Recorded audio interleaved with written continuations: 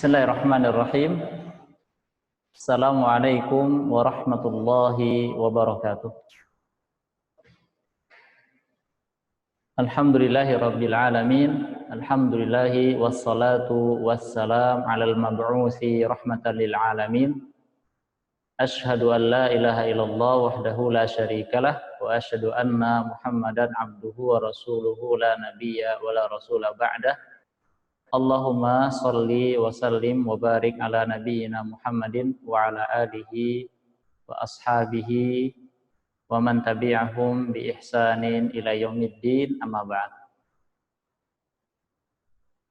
Para santri yang dirahmati Allah Subhanahu wa taala dimanapun kalian berada, semoga Allah Subhanahu wa taala senantiasa menjaga kita semua dan memberikan kita kesehatan semua dan memberkahi umur kita.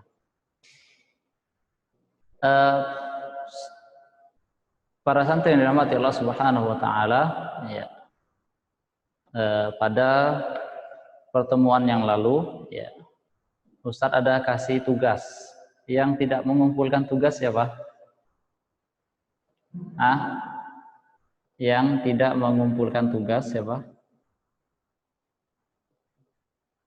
Ada tugas? Ya.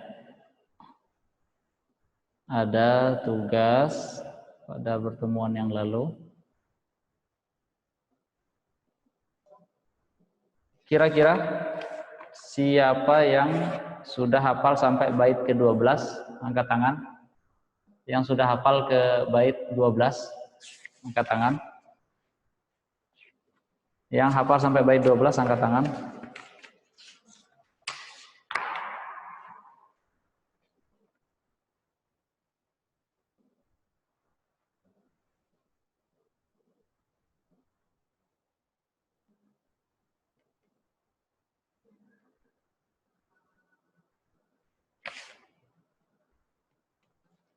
Ya. Sampai 12. Ya, silakan Muhammad Hafiz Ansori membacakan sambil menunggu kawan-kawan yang lain bergabung. Silakan dibacakan. Nah, Ustaz. Ya. Tatin atat fiyar maluna indahum qad sabatat lakinnaha kismani kismun yudghama fihi bi gunnatin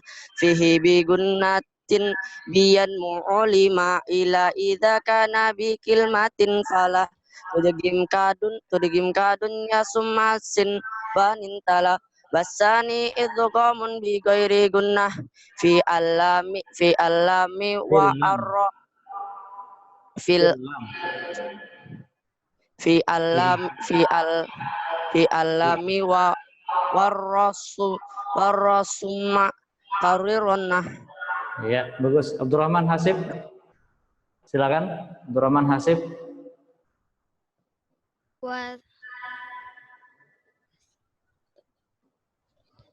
Silakan. Wasani idghamun bi sitatin atat fiyar muluna indahum qad sabatat lakinnaha qismani qismun yudghama fihi bi gunnatin biyan mu'lima illa idza kana bi kilmatin fala tudghim kadun ya summasin wanin tala wasani idghamun bi ghairi gunnah fil lami warra summa karrironna. Bagus, ahsantah, barakallah. Lanjut, siapa lagi? Abdurrahman Hasib sudah. Pada pertemuan yang lalu, para santri yang dirahmati Allah Subhanahu wa taala, kita telah membahas tentang hukum yang kedua, ya. Kita ulang pertemuan yang lalu. Hukum yang kedua dari nun sukun atau tanwin jika bertemu dengan huruf-huruf hijaiyah, maka pada pertemuan yang lalu kita membahas yaitu al-idgham. Ya, pada pekan lalu kita membahas tentang al-idgham, yaitu nun sukun atau tanwin bertemu dengan huruf yang terkumpul pada kata yarmalun disebut dengan idgham. Idgham secara bahasa adalah memasukkan, kemudian secara istilah adalah memasukkan huruf yang sukun, yaitu nun sukun atau tanwin, kita masukkan kepada huruf setelahnya dan berubah menjadi huruf yang kedua tersebut huruf yang bertasydid. Dan idgham sendiri dibagi menjadi dua bagian, yaitu idgham bi gunnah, idgham yang dimasukkan kepada huruf setelahnya dan disertai dengan suara mendengung, yaitu hurufnya adalah jika nun sukun atau tanwin kita masukkan kepada huruf yanmu. Syekh Sulaiman Al-Jamzuri menyebutkan fal awwalul idghamu, beliau menyebutkan bisittatin atat fi yarmaluna indahum qad thabatat lakinna kismani kismun yudghama fihi bi gunnatin biyanmu mulima. Ya, beliau menyebutkan pada bait tersebut jika nun sukun bertemu dengan huruf yanmu, ya, nun, mim dan waw, maka idgham bi gunnah, yaitu idgham yang disertai dengan gunnah. Kemudian yang kedua idgham bi ghairi gunnah, yakni terdapat pada huruf lam war ra. Jika nun sukun atau tanwin kita masukkan kepada huruf lam dan ra, maka dia menjadi idgham bi ghairi gunnah. Dimasukkan dengan sempurna tanpa disertai dengan gunnah atau tanpa disertai dengan suara mendengung. Kemudian pada pertemuan yang lalu kita membahas jika nun sukun bertemu dengan waw atau ya, hanya saja terdapat pada satu kata. Artinya nun dan waw tergabung di dalam satu kata. Maka hukumnya disebut dengan izhar mutlak. Dan di dalam Al-Quran tidak ada kecuali hanya 4 bagian atau 4 contoh atau 4 kata yang kita hukumi sebagai izhar mutlak, yaitu disebutkan di dalam bait illa idza kana bi kilmatin fala tudghim, maka janganlah engkau idghamkan kata dunya dan sinwan. Di situ nun sukun bertemu dengan ya, ad-dunya tidak dibaca dengan ad-duyya, atau nun sukun bertemu dengan wa tidak dengan waw tidak dibaca dengan as-siwan, tidak dibaca dengan siwan, akan tetapi dibaca dengan izhar mutlak, ya, izhar mutlak ad-dunya dan sinwan.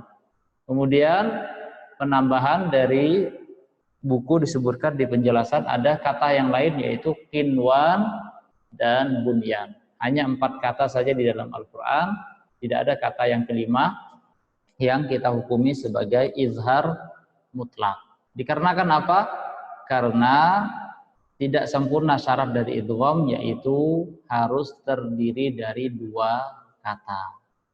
Di situ hanya terdiri dari 1 kata, ad-dunya, atau nun sukun bertemu dengan waw atau nun sukun bertemu dengan ya, hanya saja di dalam kata yang sama, bukan kata yang berbeda. Artinya nunnya di kata yang lain atau wawnya di kata yang lain. Itu yang dimaksud dengan idgham bi gunnah. Tetapi apabila nun dan waw dalam kata yang sama, tidak bisa dipisahkan antara nun dan ya-nya atau nun dan wawnya, maka disebut dengan izhar mutlak. Baik, para santri yang dirahmati Allah Subhanahu wa taala, sekarang kita memasuki pelajaran yang baru, yaitu pada bait yang ke-13. Pada bait yang ke-13, ya, saya ucapkan kepada teman-teman yang sudah menyetorkan hafalannya sampai bait ke-12, dan harapan Ustadz di pertemuan akan datang semuanya sudah menyelesaikan 12 bait. semuanya sudah menyelesaikan 12 bait dan akan ada pemberian nilai. Akan ada pemberian nilai dari Ustadz bagi teman-teman atau bagi adik-adik yang menyelesaikan hafalannya. Di sini sudah ada catatannya yang sudah sampai 12 bait. Di pertemuan akan datang, Ustadz harapkan semuanya sudah selesai. Baik, silakan dibuka pada halaman yang ke-8 pada bait yang ke-13. Tolong dihafalkan nanti di rumah 12 bait. Ya. Bisa diangsur atau bisa di sedikit demi sedikit. Ya, sehari setelah subuh, sehari sore misalnya atau malam menghafal 1 bait atau 2 bait. 6 hari selesai. Insya Allah dalam 12 bait. 1 pekan, atau bisa juga langsung sekali ya, ketika hari libur yang aslinya mungkin libur ya, mungkin digunakan dulu untuk menghafal biar persiapan ya, atau dibagi sambil menghafal yang lain ya. Ya, sekali lagi pesan Ustadz ya, seorang penuntut ilmu harus ya kreatif, harus pintar-pintar membagi waktunya. Bisa di malam harinya menghafal. Harus ada yang dikorbankan. Bukan berarti mengorbankan pelajaran yang lain, tidak. Harus ada yang dikorbankan. Maksudnya dikorbankan adalah salah satunya tidurnya ataupun istirahatnya. Istirahatnya mungkin yang biasanya jam 9 sudah tidur, ya mungkin ditambah dikit 1 jam atau setengah jam dikurangi untuk menghafal. Baik. Sudah ya, halaman 8 pada bait ke-13. Qala al-muallif rahimahullahu taala bismillahirrahmanirrahim wassalisul iqlabu indal ba'i mimam bi ghunnatin ma'al ikhfa'i. Wassalisul iqlabu indal ba'i mimam bi ghunnatin ma'al ikhfa'i. Wassalisul iqlabu indal ba'i mimam bi ghunnatin ma'al ikhfa'i. Wassalisul iqlabu indal ba'i mimam bi ghunnatin ma'al ikhfa'i. Ya. Coba dibacakan Muhammad Capan Rizal. Dibacakan bait ke-13. Muhammad Capan Rizal, tolong dibacakan. Ustaz pengen dengar. Silakan. Wasalisul iklabu indal ba'i mimma bi gunnati ma'al ikhfa'i. Kemudian saudara Muhammad Naufal Yusuf, coba dibacakan bait ke-13. Naufal Yusuf, silakan. Ya, nggak usah diklik mas, nggak apa-apa. Ya, Naufal Yusuf silakan. Halo.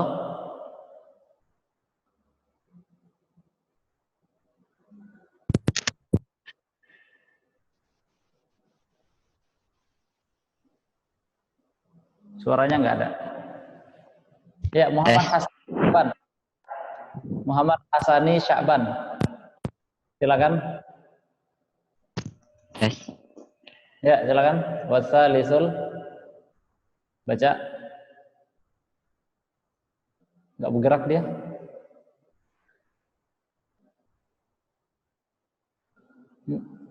Ya. Baik, Muhammad Abdul Khalik, coba dibacakan. Abdul Khalik.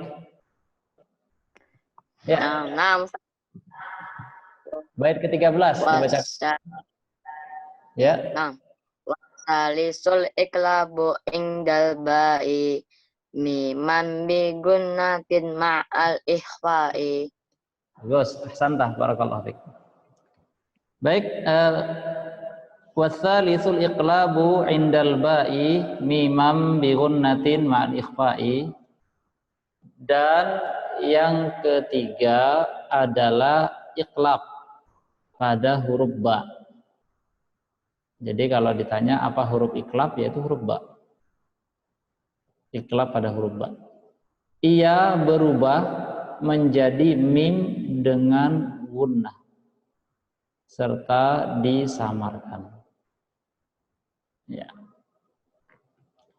Kemudian kita masuk kepada penjelasan di bawahnya. Iqlab menurut bahasa adalah mengubah sesuatu dari letaknya yang tabi'i atau dari letaknya yang asli. Ya. Qalbu atau al-iqlab. Ya. Al-qalb atau al-iqlab mengubah sesuatu dari letaknya yang tabi'i. Mengubah sesuatu dari letaknya yang tabi'i. Adapun menurut istilah adalah mengubah nun sukun atau tanwin pada ba menjadi mim yang tersembunyi yang digunakan pada pengucapan dengan tempo 2 harokat. Mengubah nun sukun atau tanwin pada ba menjadi mim yang tersembunyi yang digunakan pada pengucapan dengan tempo 2 harokat. Ya. Maksudnya mengubah sukun atau tanwin, nun sukun atau tanwin adalah jika nun sukun atau tanwin bertemu dengan huruf ba, maka nun sukunnya atau tanwinnya diubah menjadi mim, ya. Diubah menjadi mim yang tersembunyi disertai dengan gunnah dengan tempo, atau gunnah adalah dengan dengung dengan tempo kadar 2 harokat. Baik.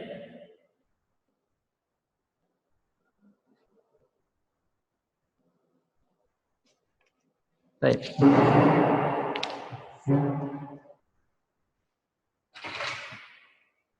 Ustaz kasih contoh yang ada di buku.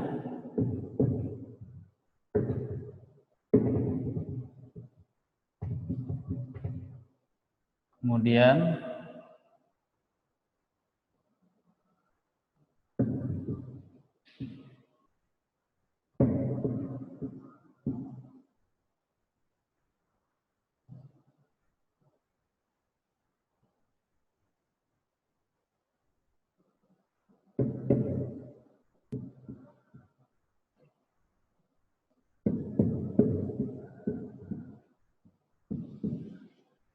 ya.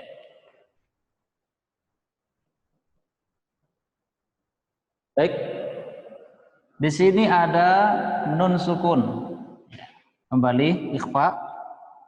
Apabila ada nun sukun bertemu dengan huruf ba. Ya, nun sukun bertemu dengan huruf ba, baik pada 2 kata, pada 1 kata seperti contoh yang di atas. Ini 1 kata ya. Ataupun dari 2 kata, ya, khusus nun sukun ya, yang berkaitan dengan iqlab. Sini ada nun, ya, terpisah, tidak seperti ini 1 kata. Nunnya di akhir, di sini ba-nya di awal kata. Ya. Maka dirubah menjadi mim. Makanya biasanya di dalam Quran Madinah atau mushaf di dalam Al-Quran, tanda nun sukunnya dihilangkan kemudian diganti mim kecil di atasnya seperti ini. Ya. Diganti mim kecil di atasnya. Begitu juga tanda tanwin dihilangkan 1, tinggal menjadi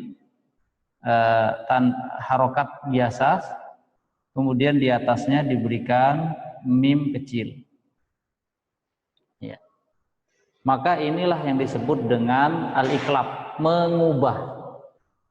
Ya. Mengubah. mengubah. Jadi nun kita ubah, ya, miman menjadi mim, ya, jika bertemu dengan ba. Dan ini memang sudah menjadi tabiat dari dahulu, ya, orang-orang Arab. Biasa di dalam kesehari-harian mereka berbicara berbahasa Arab, bukan membaca Al-Quran, ya. Jika ada kata yang kebetulan bertemu dengan huruf ba, nun sukun bertemu dengan ba, mereka biasa rubah. Mereka bisa rubah menjadi mim. Itu memang sudah menjadi tabiat, kebiasaan orang Arab. Dan ternyata memang selaras dengan cara kita membaca Al-Quran. Misalkan contohnya,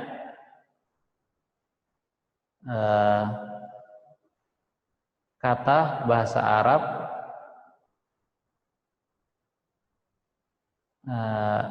ketika ngomong sehari-hari, ya. Mim ba'di itu biasa orang-orang merubah seperti itu, ya.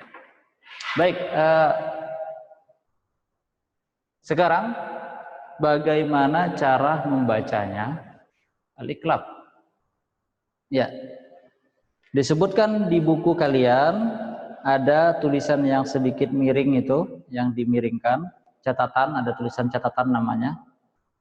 Ya, cara membaca iqlab para ulama berbeda pendapat. Ya. Ada yang begitu nun sukun kita ubah menjadi mim, maka harus dirapatkan kedua bibir. Ya, merapatkan kedua bibir. Ya, cara yang pertama dengan merapatkan kedua bibir. Ya. Jadi membacanya adalah yambu'a, yambu'a. Kemudian, ya, rubah mim ba'di. Kemudian sami'an basira, dengan merapatkan kedua bibir. Ya. Kemudian cara yang kedua adalah merubah nun sukun menjadi mim atau tanwin dengan disertai sedikit membuka kedua bibir, tidak ditempelkan secara rapat. Ya. Contohnya, ya, diberikan celah sedikit. Contohnya adalah yang bu'a, ya, yang ada sedikit, yang bu'a tidak rapat, yang akan tetapi yang bu'a. Kemudian mim ba'di dibaca dengan min ba'di, ya, min ba'di sedikit dibuka. Atau kata sami'am tidak rapat, sami'am ba, akan tetapi sami'am basira, sami'am basira sedikit dibuka. Baik, itu berkaitan dengan al-iqlab. Ya, kembali Ustaz ulangi. Biasanya di dalam al-mushaf diletakkan mim yang kecil di atas nun. Jadi misalkan nih, kalau kalian Ustaz suruh atau Ustaz perintahkan cari contoh ikhfa pada iqlab pada surat tertentu, misalkan surah An-Naba misalnya.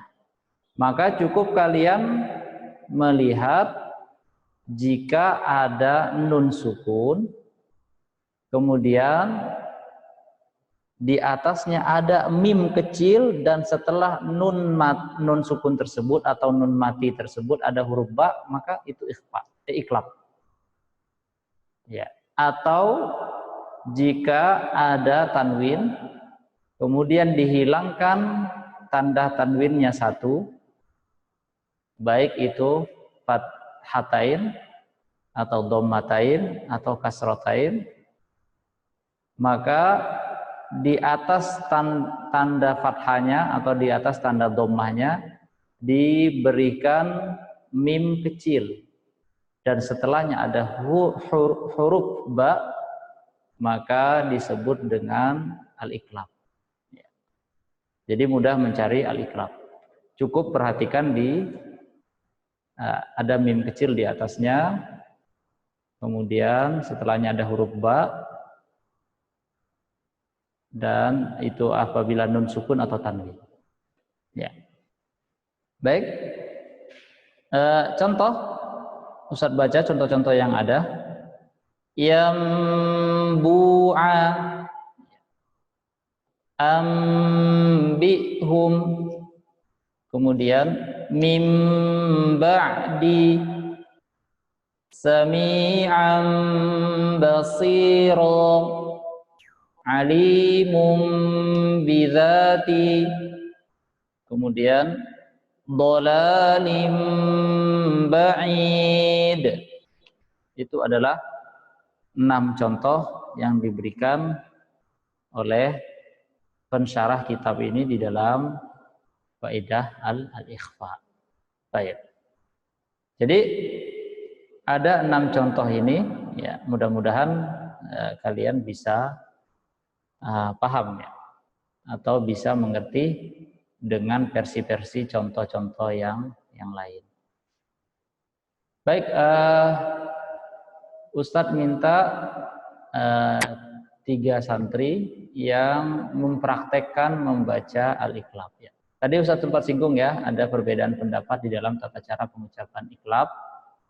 Ya, ada yang sedikit dibuka, ada yang sedikit dirapatkan. Kita tidak perlu memperlebar pembahasan itu dan kembali kepada, ya, jika kalian membaca iqlab dengan merapatkan kedua bibir, maka teruslah dengan seperti itu sampai dari surah Al-Baqarah atau dari juz 1 sampai juz 30, ya, dari awal sampai akhir membacanya dengan seperti itu. Tidak boleh dicampur-campur. Nanti di ayat ini bacanya dengan sedikit dibuka, di ayat ini dengan dirapatkan. Tapi jika kalian dari awal dengan membacanya sedikit dibuka, yang bu'a sedikit dibuka, maka teruslah istiqomah dengan konsisten dengan hal yang demikian. Baik, klik lagi, Sob, Mas. Lah, itunya bagian kedua. Ya. Ustadz minta Muhammad Naufal As-Siddiq, tolong dibacakan contohnya. Muhammad Naufal As-Siddiq, silakan dibacakan contohnya. Ya. Silakan, akhi.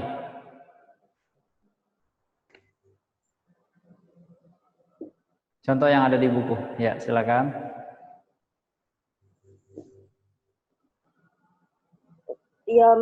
Yambu'an. Sekali lagi, ulangi. Yambu'a.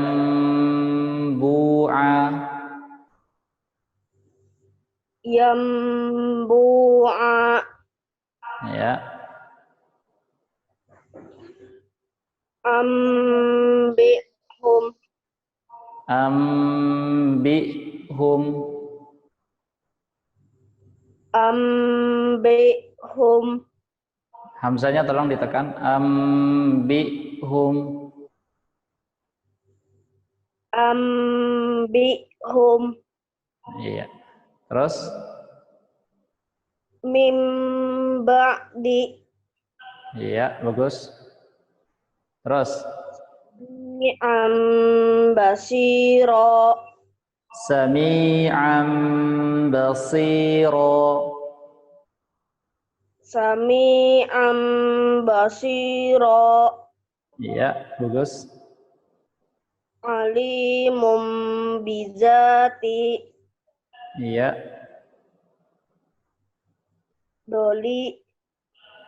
Dolalim Ya, bola ba'idin.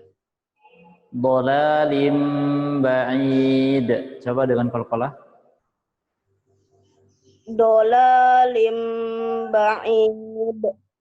Iya, ahsanta. Barakallahu fiik.